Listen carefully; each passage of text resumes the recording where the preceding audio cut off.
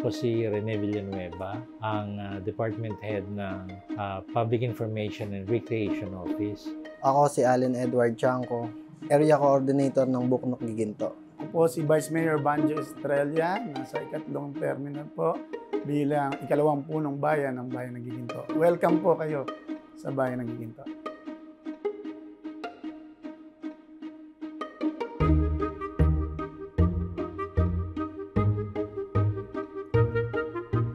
Malaki po yung impact nito sa mga estudyante po na katabing school po namin dahil more on na napapalapit po sila sa libro po. Medyo nalalayo sa mga gadgets, ganun po. Una po, maraming salamat. Napakapalad ng Bayan ng Giginto dahil sabi nga natin, sa Bulacan po ay kami ang nag-iisang merong buknok na po. Ang ginagawa po namin dito, meron po kaming mga teachers na pag vacant po sila, ay ini-encourage yung mga bata na isama po dito sa ating lugar na ito na kung saan presentable naman, maayos at kaaya-aya sa mga kabataan. No? Dito po ay nagbabasa sila, storytelling po ng mga teacher. At the end, alam niyo naman po, bata yan merong konting reward. No? So may konting kainan, nagkakasiyahan. Napakahalaga nitong pagbabasa. Dito mag-uumpisa ang lahat sa pagbabasa at kasunod, siyempre, yung kaunawaan doon sa pagkakabasa. Actually, si Cero Del Fronda ang gumawa ng sulat applying for Buknok Grant. So, nung na-approve kami, nagpa-design na ako kaagad itong magiging house ng mga books. So yun, pinaayos ko kagad sa engineering para pag dumating ka po yung libro, meron ng lalagyan. Ang una namin ginawa is to tie up with DepEd. So kinausap namin yung district supervisor na open yung book nook for elementary students. So yung mga teachers naman, yung iba sa kanila, nagpupunta rito kasama yung ibang estudyante, book reading sila with the students. At yung iba naman, dito sa katabi naming high school, nakipag-coordinate din kami with the principal and some teachers. So yung ibang estudyante dito after class, dito sila tumutuloy. Kasi sabi ko nga, dapat ibalik yung appreciation sa books. Kasi with the onset ng mga social media, ng computer, madala ka na makakita ng batang gustong magbasa ng libro. Dito po ay yung Giginto National Vocational High School na kung saan yung comprehension, reading comprehension. Kasi hindi basta nakakabasa ka po Di ba? Yung kaunawaan mo dun sa binasa mo Kasi maaaring pong makabasa ang isang bata, pero yung kahulugan po ng binasa, yun po yung mahalaga Yung pagkakaunawa mo doon sa binasa mo. So yung reading comprehension din po ang tinutukan namin dito. Aside yung mga storytelling ng mga teachers, katulong namin yung ABC Scholars, yung scholars ng munisipyo. So meron silang Project Tugon, they go out to the barangay, ganun din, may storytelling, tapos may mga libro silang dala. No Limit ang Here po. Kadalasan po talaga ito yung hinahanap ng mga estudyante na pumapasok po. Pero children's book, syempre, di ba? Ay, yung mga kwentong bayan. Yun ang napansin ko lang, yung mga alamat, dun sila. Saka yung full of pictures na libro.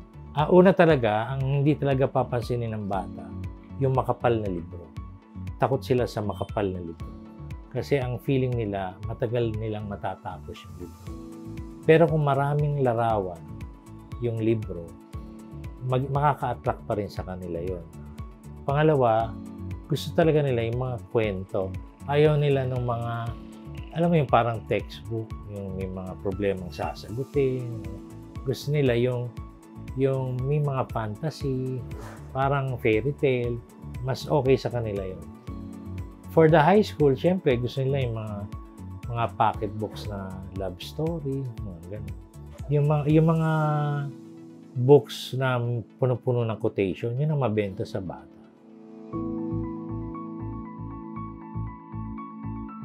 araw-araw po siyang nandito. Tas pag wala po ako, like nag-field ako minsan, bali sarado po yan. Kakatok po ng kakatok yan or pupunta sa office po namin na tinatanong kung open ba yung book nook po. Bali nagdalawa na po sila.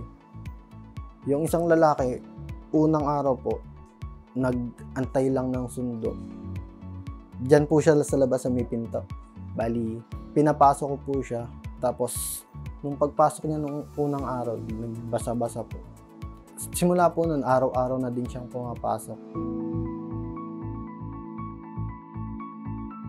Napakarami nating kalaban eh. Yung pong mga gadget, bukod sa cellphone, may iPad, may Nintendo, lahat po eh. Ang mall po ngayon ay nasa paligid na lamang, isang hakbang lang, hindi po nung kamukha nung araw na kami pong mga tiga-probinsya sa Bulacan, mga isang oras pa bago makarating sa SM. Ngayon po nasa mga karatig bayan na lang. Natatakot kami na pag bumabaha, abutin tong buknok ng tubig. So, yan ang una naming sinesave, yung mga libro. Kaya lang, nitong Karina, hindi namin expect na merong anggi, na umaanggi yung tubig dito. Ang nabasa, yung ibang school supplies na pinamimigay ng scholars pagka nag-project tugon sila. Kasi po more on techie na yung mga kabataan ngayon. Tas lahat po ng halos hanapin nila nasa internet na. Kaya po medyo nalalayo na po sila sa libro. Buti na lang po mayroong book nook na binigay yung NBDB dito sa amin bayan po ng Giginto na nag-iisa po sa Bulacan po.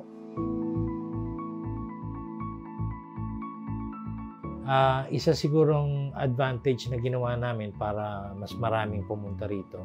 Nagtayo yung mga scholars ng milk tea house or mga limonada na binebenta para mas maraming bata ang tumambay dito. Actually, gusto ko tambayan tong buknok. Hindi lang siya pinupuntahan, tinatambayan ang gusto ko.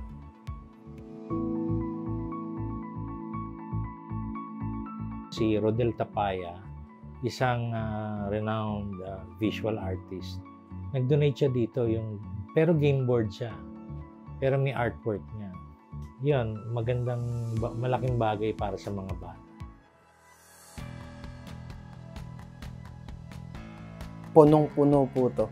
Yung ako na po mismo yung lumalabas para mapwestuhan nila yung lugar po.